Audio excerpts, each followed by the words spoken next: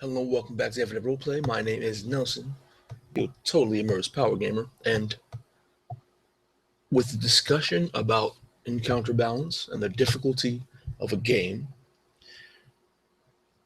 I must really say that encounter balance is a myth. It is a legend. It doesn't exist. The reason being is regardless of how tidy or controlled the rules want encounters to be, the challenge ratings of things in D&D, for instance, the practicality, the application of these things can vary. Like simply having a goblin with a short bow, CR quarter or CR half, whatever a goblin is, fighting a level 5 fighter. Depending on the situation, that level 5 fighter is dead.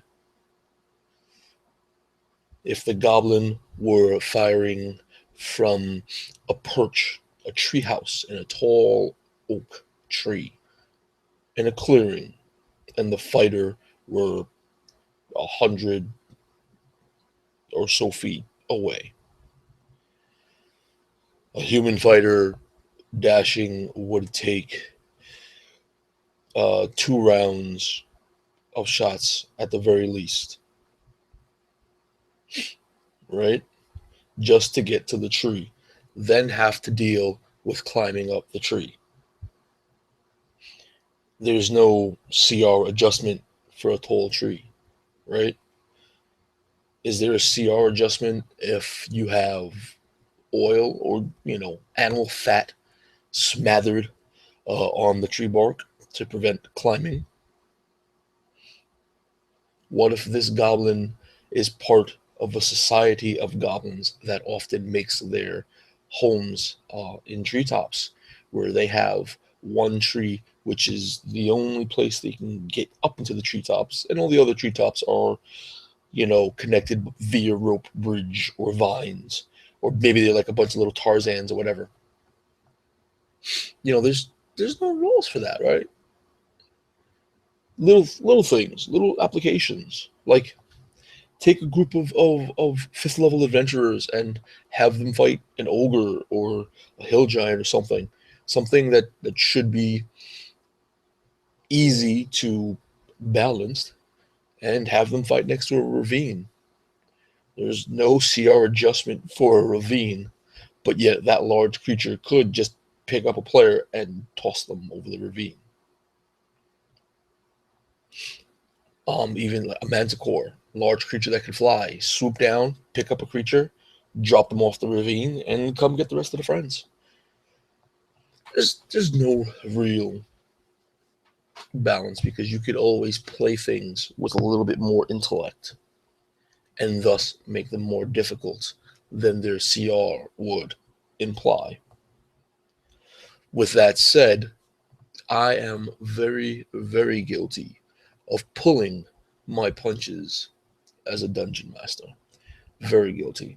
And I am not proud. I am quite ashamed of it. But I don't know how not to. You know what I'm saying? I'm afraid that if I start a one shot, it's going to end 20 to 30 minutes in. You know, for instance, I ran a one shot with Birdman. You're the Birdman. I threw a few. I threw about, what was it, half a dozen to a dozen shadows at a group of, I believe they were level 12s or 14s at the time. One of them was caught by himself.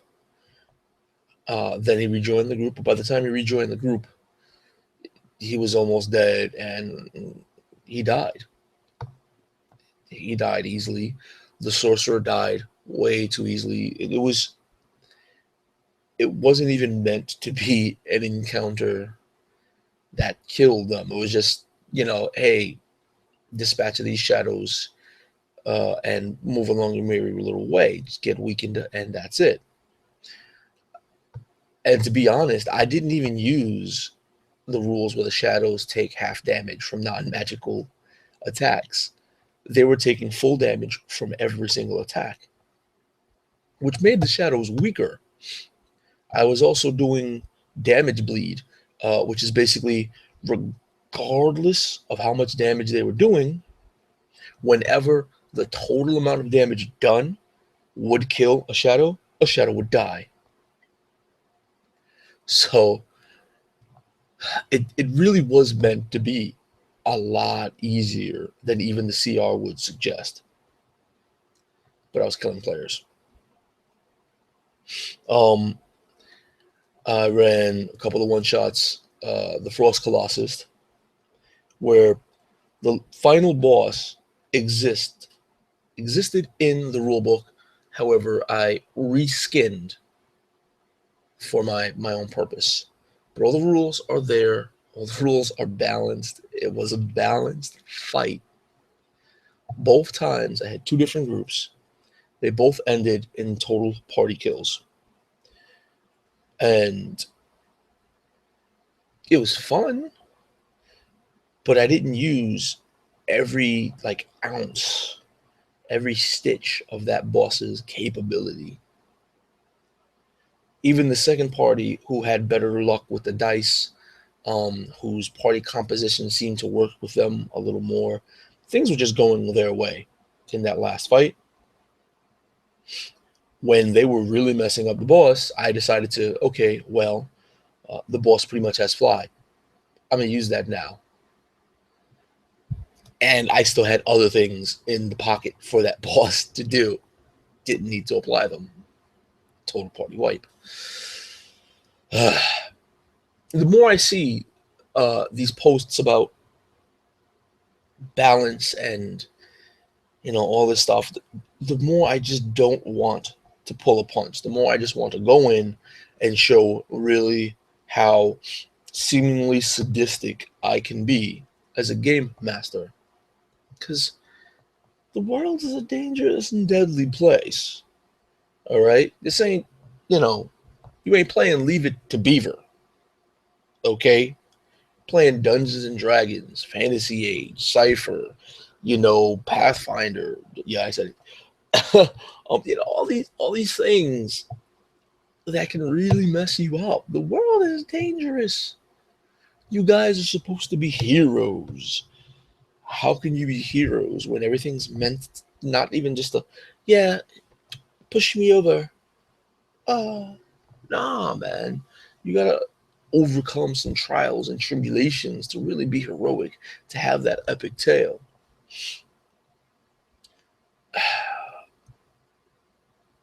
That's what I like. I love that as a player, and that's proposed to me. Which is another thing. Stereotypical Strider. I'm gonna drink some coffee because I need to. Oh my gosh, and the coffee is great. Stereotypical Strider, aka Marquise, has been getting this thing of he has really, really hard games. And I say I don't see how your games are really, really hard. And I'm not bullshitting. I really don't see how his games are really, really hard. They are challenging. Yes. It's one of the reasons that makes them fun. You know, but they're not hard. I've played two games of his. Okay. One game was a total party kill. It's not because the game was so epically hard. It wasn't really. The second game was very recently. Um, One player dropped, I think, twice. Their character dropped twice. Another player's character dropped once. Um, I was on the verge of, I was almost there, not quite there, and then almost there. Uh, Very challenging, yes, but I wouldn't say an incredibly hard game. The games that I've seen so far and played in so far from him seem to have win buttons. They do, you know. Here's a win button. This is what you need to overcome this seemingly insurmountable encounter, this insurmountable thing. This is what you need to win. Hey, look, here's some foreshadowing. Duh, you know? And at times I tend to ignore it because I like to play more silly or dumber characters so that I'm not always doing a lot of work and just enjoying whatever. Um, but for instance, that last game, there was a point in the game where we were walking up this frozen mountain, snow drifts everywhere, an avalanche started to happen, the beginnings of an avalanche. So we're racing up this mountain, you know, and he's having us. It's basically a survival encounter at this point. There's all environmental hazards, which I really appreciate. We as dungeon masters do not do environmental hazards enough. I'm very guilty of this. It's one of the reasons why I feel I pull my punches a lot. But moving right along, we were running up this mountain, and my character was a Goliath. Someone else's character was exhausted. They had a couple levels of exhaustion, so they had half speed. So I'm grabbing this character and dragging them along with me. The other two players run up the mountain. They make their saves. They're perfectly fine. My character wasn't a good guy. The only reason, watch the game, you'll probably figure out the reasons. But the person who I was dragging was very, very important to the success of the mission. And everyone was leaving that character behind. And I was like, I want to win. So I grab him, right? Dragging him up the mountain. I'm running up the mountain. I'm making a save. All right, cool. I'm making a save. Cool. I'm making a save. Cool. Then I failed my save. So Marquise gave me the option. I could drop this person and make it to safety because safety is almost within the arm's reach. Salvation is there. The only thing holding me back is this sorry son of a bitch who I'm trying to save. It's going to cost me my life. Just let him go. And I could make it. And that's the option he gave me. And I asked, well, if it's so close, it's right there. I'm a Goliath. I have a powerful build. I count as being a large creature for like lifting, carrying, and all that stuff. Can I toss the person who I'm dragging behind me to safety? And I will take whatever it is that happens. I need to toss him to safety. He said, yeah, sure. That's what I did. And to me, cinematically, felt like it was a badass moment. As a player, it felt awesome. I'm like, yeah, this is awesome. If I lose my character, I'm going to die in a glorious fashion to me, Make sure you kill that thing and all that. And I'm not entirely sure if it was part of what he had planned or if it was adopted because it was an awesome moment. He allowed me to roll one last save, and I happened to just ace it. So we role played it out, kept my character, and kept going. Fine, beautiful. But it's that challenge, that moment, something dangerous happens that defines your character, right? Uh, in another situation, we had to get this thing from some ice. So I'm chopping away at the ice like a madman. One of the other characters runs from behind a rock towards the ice, hits it, and then runs away behind the rock again. After the game, I really gave him flack for that. And I'm going to continue to give him flack for that because it is so hilarious. There's nothing heroic about that. It was great. It was a great comic relief. At least to me it was. But I often found myself putting my character in harm's way and in detriment for those awesome moments. And you only really get those awesome, awesome moments when there's challenge. Not worried about the balance, the mechanics, the meta. Fuck it. It's a role playing game. You're playing a role. Your character is you in that universe. Don't always ask about the rules or this or that, worry about the minutia of everything. I'm totally immersed power gamer, right? So I'm a power gamer. I worry about what I can do and what's going on around me, but not the meta of what's going around me as much. Especially when I feel like I'm having an awesome moment. This thing had an attack. I could have avoided the attack. I said, you know what? I don't even want to avoid the attack. I want to achieve this goal. Is it possible that I can automatically achieve this goal if I voluntarily fail and take the full brunt of the attack? Don't even try to avoid it. The GM said, yeah. So exactly what I want. I did go with it cinematically. Took it. It hurt. I could have died. I don't care. I achieved that goal.